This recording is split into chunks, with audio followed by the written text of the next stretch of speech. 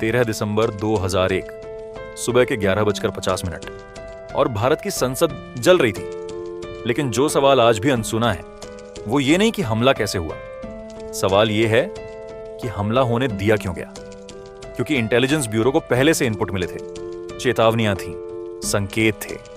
फिर भी उस दिन दिल्ली के सबसे सुरक्षित परिसर में 5 आतंकवादी घुस आए। और आज हम उन्हीं सवालों के अंधेरे में उतरेंगे जो 20 से ज्यादा सालों से दबे पड़े हैं। दिसंबर 2001 की शुरुआत में भारत और पाकिस्तान के बीच तनाव अपने चरम पर था।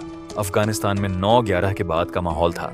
अमेरिका तालिबान पर हमला कर चुका था और इस पूरी उथल पुथल में लश्कर-ए-तैयबा और जैश-ए-मोहम्मद जैसे संगठन भारत के खिलाफ एक बड़ी कार्रवाई की योजना बना रहे थे।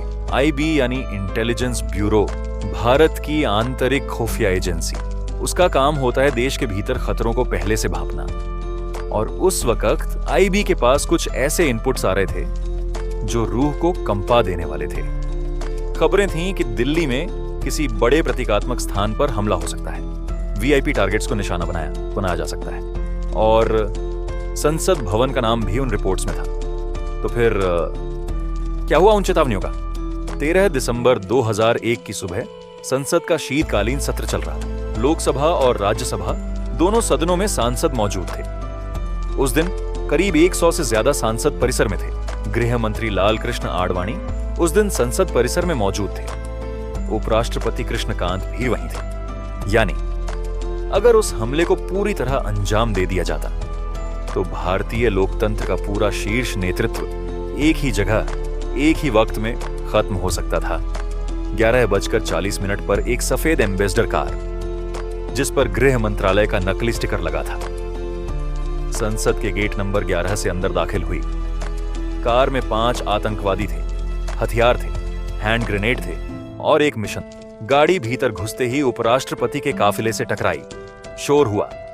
सीआरपीएफ के जवानों ने गाड़ी रोकने की कोशिश की और फिर गोलियां चलने लगीं। अगले 30 मिनट भारत के इतिहास के सबसे भयावह 30 मिनट थे।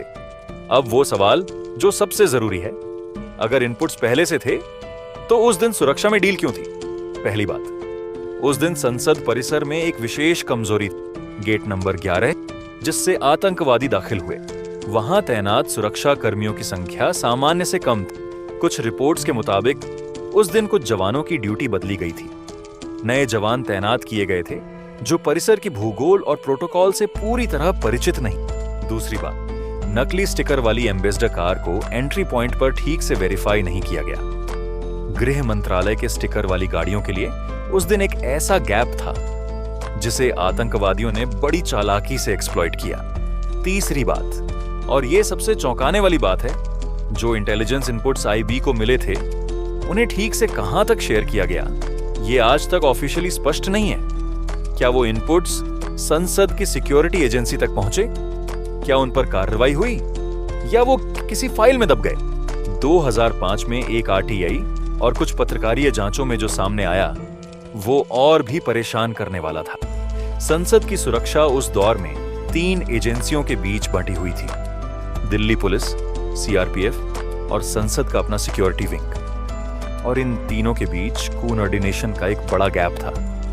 एक एजेंसी को जो जानकारी थी वो दूसरी को नहीं थी। एक की चेतावनी दूसरे तक नहीं पहुंची। ये सिर्फ लापरवाही नहीं थी, ये एक स्ट्रक्चरल फेलियर था। एक ऐसी व्यवस्था की विफलता जो दशकों की ब्यूरोक्रेटिक जड़ता से बनी थी। और इस फेलियर की कीमत चुकाई उन 9 जांबाजों ने जो उस दिन शहीद हुए। 5 दिल्ली पुलिस के जवान, 1 सीआरपीएफ का जवान, 2 संसद सुरक्षा कर्मी और 1 माली। 9 लोग, 9 परिवार, 9 जिंदगियां, जिन्होंने अपनी जान देकर उस दिन पूरे भारतीय लोकतंत्र को बचा लिया। अब आते हैं उस सवाल पर जो सबसे गहरा है। क्या यह सिर्फ एक सुरक्षा चूक थी या इसके पीछे कुछ और भी था? 2001 के संसद हमले की जांच में कई परतें थीं।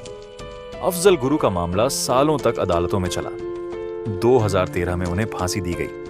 लेकिन जो सवाल कभी पूरी तरह नहीं सुलझा वो था आईबी के उन इनपुट्स का। वो इंटेलिजेंस चेन कहां टूटी?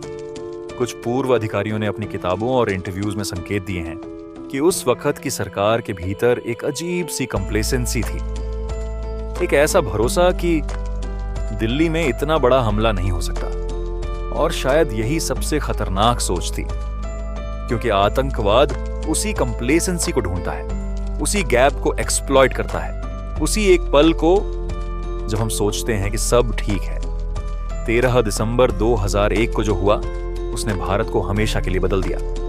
उसके बाद पोटा यानी प्रिवेंशन ऑफ टेररिज्म एक्ट लाया गया। संसद की सुरक्षा को पूरी तरह रिस्ट्रक्चर किया गया। इंटेलिजेंस एजेंसीज के बीच कोऑर्डिनेशन के नए प्रोटोकॉल्स बने। लेकिन जो नहीं बदला वो था जवाबदेही का सवाल। उन लोगों की जवाबदेही जिन्हें इनपुट्स मिले थे और जिन्होंने उन पर वो एक्शन नहीं लिया जो होना चाहिए था। कोई नहीं पूछा गया, कोई कमीशन नहीं बना, कोई व्हाइट पेपर नहीं आया, बस एक भूलने वाला सन्नाटा। इतिहास के कुछ घाव सिर्फ त्रासदी नहीं होते, वो सबको होते। 13 दिसंबर का सबके ये है कि जानकारी होना काफी नहीं, विषय काफी नहीं, उस पर एक्ट करना जरूरी है। कोऑर्डिनेशन कागज पर नहीं, जमीन पर होना चाहिए। और कंप्लेसेंसी किसी भी देश की सबसे बड़ी दुश्मन होती है। उस दिन नौजवानों ने अपनी जान देकर भारत के लोकतंत्र को बचाया।